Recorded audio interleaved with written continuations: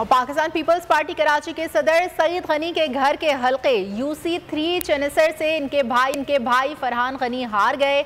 जमात इस्लामी के शाहिद फरमान 4155 वोट लेकर कामयाब रहे। PTI के उम्मीदवार अकरम 2233 वोट लेकर दूसरे नंबर पर हैं, जबकि फरहान गनी 2071 वोट लेकर तीसरे नंबर पर हैं।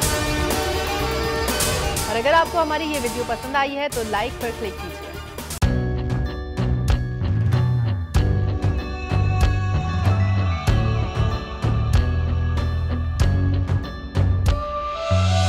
कहीं पर बिजली की टेंशन, कहीं पर पानी की टेंशन, ये दौर सब गुजरे हैं, अब आ गया इलेक्शन।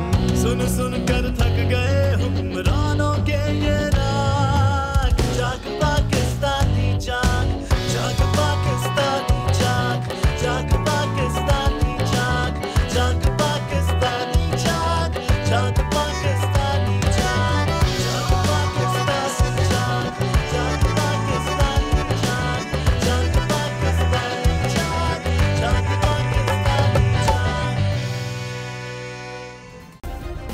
सब्सक्राइब करें और बेल दबाएं ताकि कोई खबर रह न जाए।